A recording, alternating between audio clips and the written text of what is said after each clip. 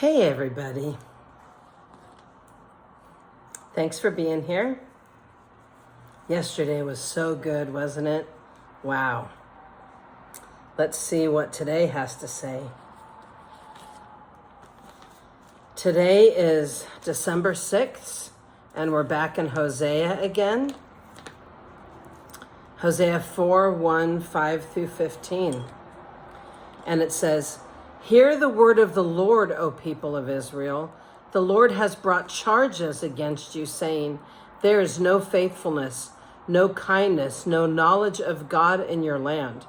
You make vows and break them. You kill and steal and commit adultery. There is violence everywhere, one murder after another. That is why your land is in mourning and everyone is wasting away. Even the wild animals, the birds of the sky and the fish of the sea are disappearing. Don't point your finger at someone else and try to pass the blame. My complaint, you priests, is with you. So you will stumble in broad daylight, and your false prophets will fall with you in the night, and I will destroy Israel, your mother. My people are being destroyed because they don't know me. Since you priests refuse to know me, I refuse to recognize you as my priests.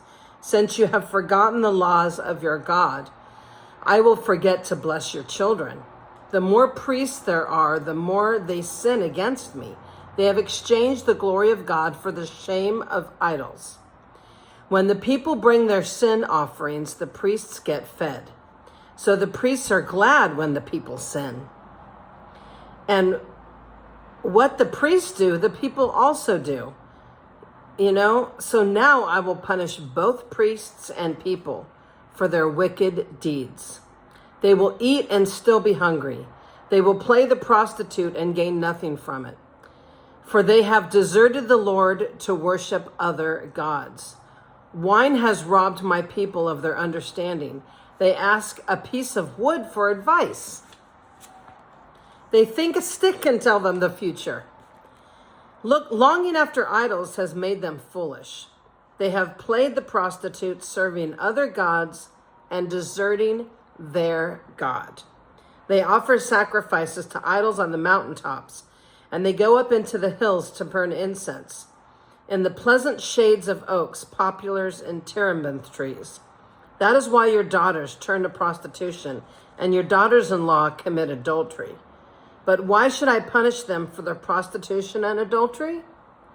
For your men are doing the same thing, sinning with whores and shrine prostitutes. Oh, foolish people, you refuse to understand, so you're going to be destroyed. Though you, Israel, are a prostitute, may Judah avoid such guilt. Do not join the false worship at Gilgal or Beth Aven, even though they take oaths there in the Lord's name.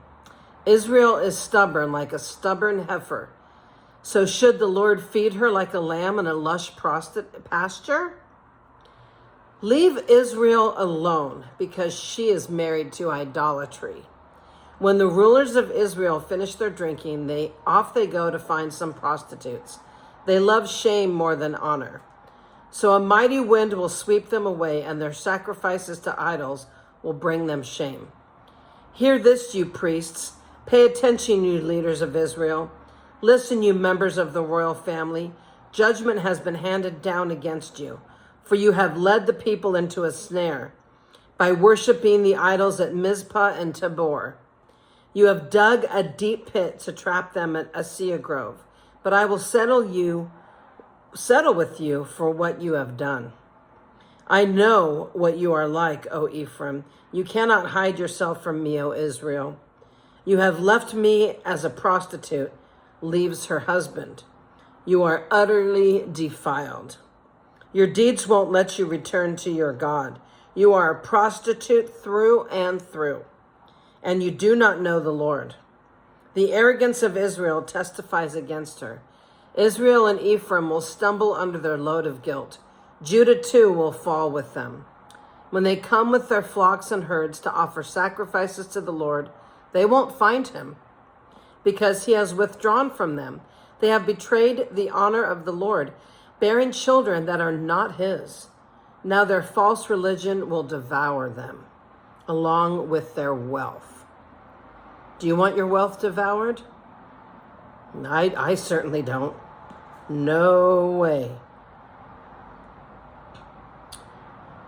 Sound the alarm in Geba, blow the trumpet in Ramah, raise the battle cry in Beth-aven. Lead on into battle, O warriors of Benjamin. One thing is certain, Israel. On your day of punishment, you will become a heap of rubble. The leaders of Judah have become like thieves, so I will pour my anger on them like a waterfall. The people of Israel will be crushed and broken by my judgment, because they are determined to worship idols. I will destroy Israel as a moth consumes wool. I will make Judah as weak as rotten wood. When Israel and Judah saw how sick they were, Israel turned to Assyria, to the great king there, but he could not neither help nor cure them. I will be like a lion to Israel, like a strong young lion to Judah. I will tear them to pieces, and I will carry them off, and no one will be left to rescue them. Then I will return to my place until they admit their guilt and turn to me. For as soon as trouble comes, they will earnestly search for me. Oh, yeah. You think your life is wonderful until you have trouble, and then you're going to go looking for the Lord? You best have him now. 2 John 1:1-13. This letter is from John the elder.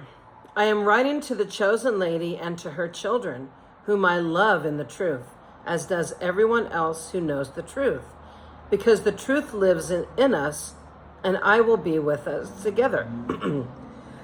Excuse me, because the truth lives in us and will be with us forever.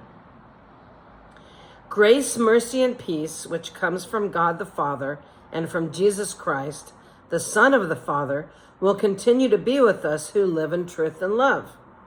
How happy I was to meet some of your children and find them living according to the truth, just as the Father commanded. I am writing to remind you, dear friends, that we should love one another.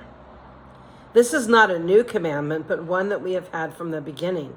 Love means doing what God has commanded us, and he has commanded us to love one another, just as you heard from the beginning. I say this because many deceivers have gone out into the world. They deny that Jesus Christ came in a real body. Such a person is a deceiver and an antichrist. Watch out that you do not lose what we have worked so hard to achieve. Be diligent so that you receive your full reward. Anyone who wanders away from this teaching has no relationship with God. But anyone who remains in the teaching of Christ has a relationship with both the Father and the Son.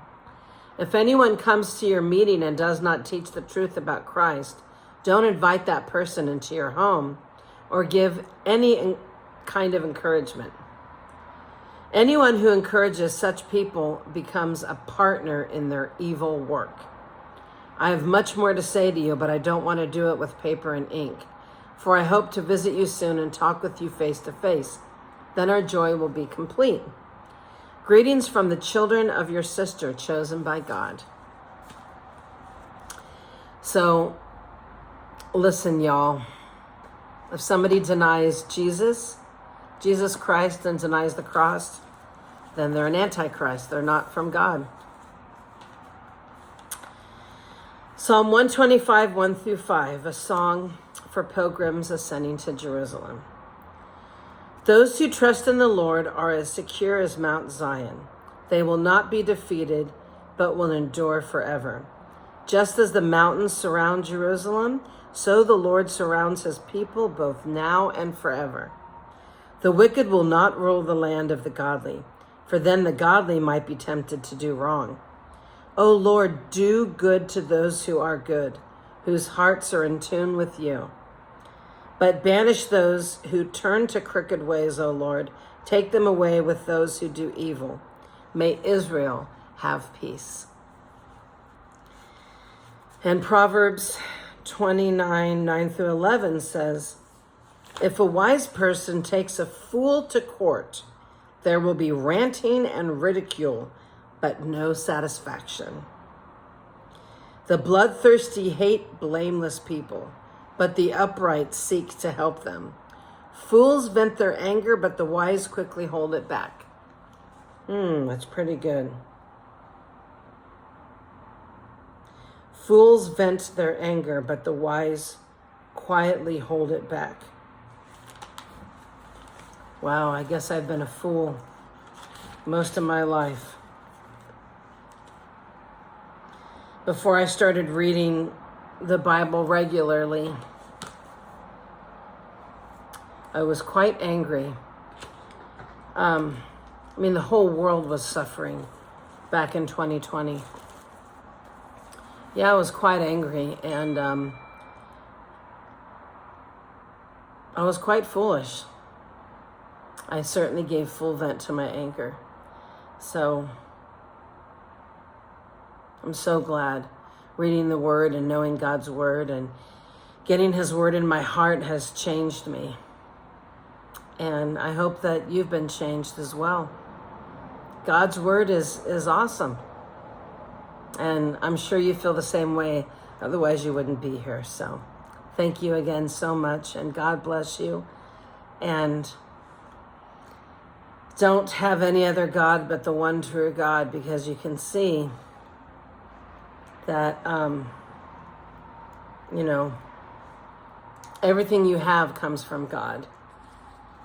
And you don't want to lose your health or your wealth or just every good thing that you have going for you. You don't want to lose it. So God bless you, and I hope that you come back tomorrow. Have a wonderful day. Aren't the trees so pretty this time of year? I love the red, gold, and different browns in the leaves out there. It's so pretty.